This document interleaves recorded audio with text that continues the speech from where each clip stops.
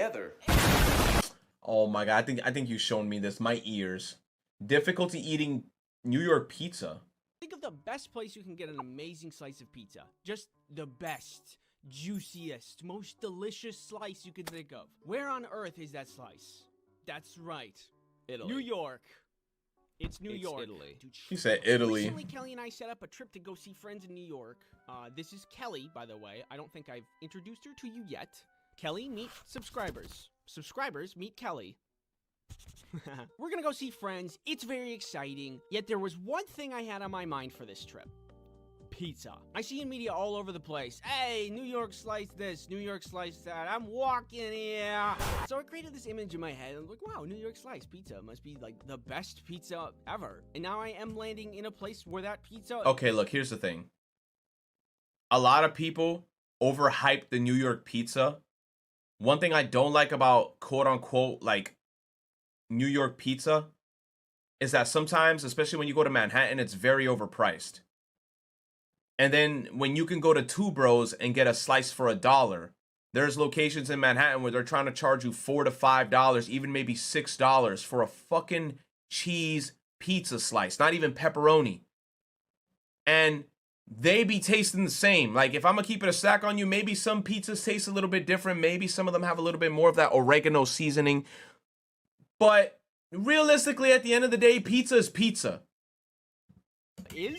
So the day comes around, we're ready to fly, but as luck would have it, our flight is canceled due to weather. But good news is that there was another flight with a little detour to Chicago that could still get us there the same day. So we get to the airport, but bad news is that pesky little weather problem comes rearing its ugly head once more. And normally that's not a problem, but our connecting flight would then take off before the first one lands, and then we would just miss it. I was feeling a little spicy, so I said, Kelly, if we go and lose the bet, then we're just stuck in Chicago, and we grab a hotel, get some room service, and party like we're stuck in Chicago with no responsibilities, because that's literally what would be happening. Or we go. Somehow, the second flight also gets delayed. We go to New York, and we're back on track to get exactly what we wanted in the first place. That's a win-win. Life is short, you know? You gotta be crazy sometimes. Make bad decisions. So we did. So we're on the plane. It takes off. The flight went fine. There was no peanuts, though. How am I expected to survive and thrive in these conditions? We land and our second flight is delayed, but it's on the other side of the airport. It's leaving in like 45 minutes and we're on the back of the plane. So we have to run. And while we're running through the airport, we're like taking wrong directions, getting lost. Kelly's bag actually bursts open. Oh God! And when we finally find our gate, we're actually 20 minutes early. And then some guy laughed at me. Turns out we didn't need to run at all. I was sweaty,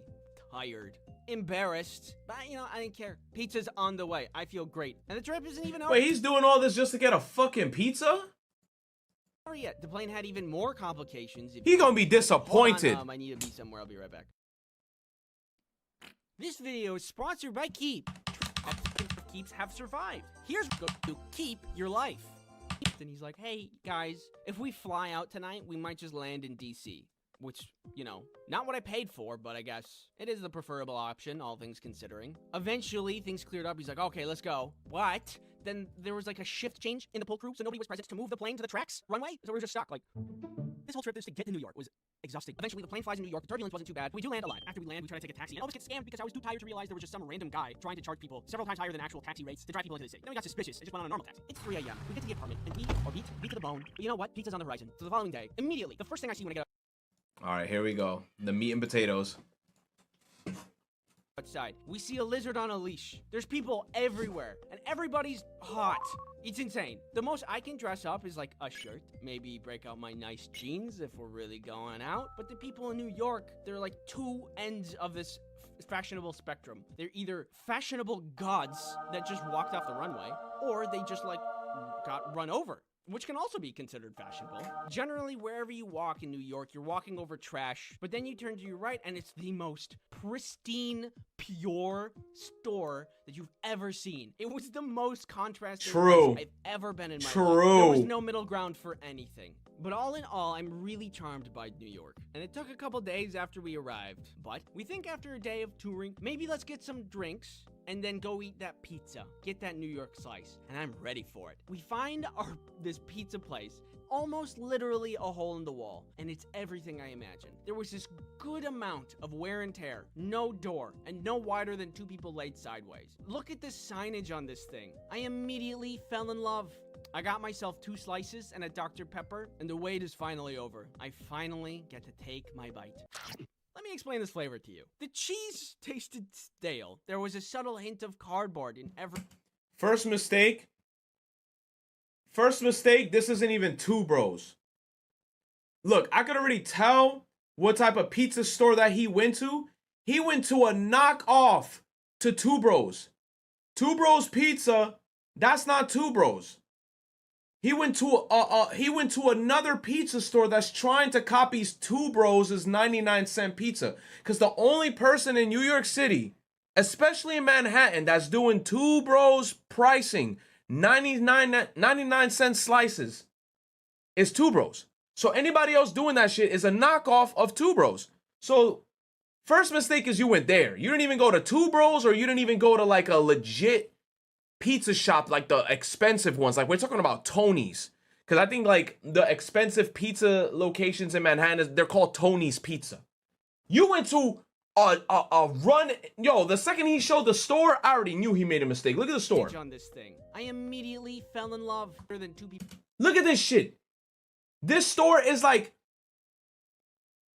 this is the size of the store. Oh my God, bro. Yo, you set yourself up for a disaster.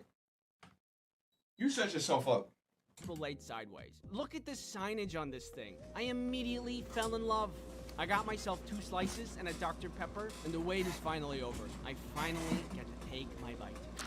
Let me explain this flavor to you. The cheese tasted stale. There was a subtle hint of cardboard in every bite. And do I sense a hint of came out of the oven 20 minutes ago? And by golly, is that 10 times my daily salt intake? And all that sounds pretty bad. But I am dead serious when I say that was one of the best slices I have ever had. Think about it. Has food tasted better after you've been eating a lot of it?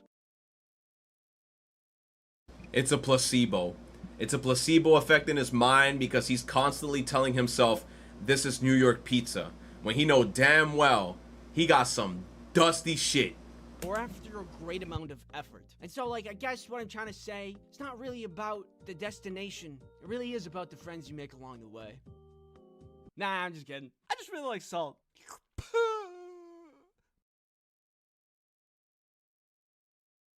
I'm not gonna lie, bro. I feel like this story was such a waste of fucking time.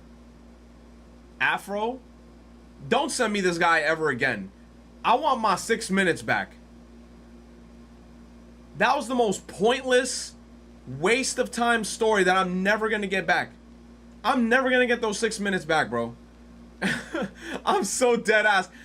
Yo, he is funny though. Nah, bro, I'm upset.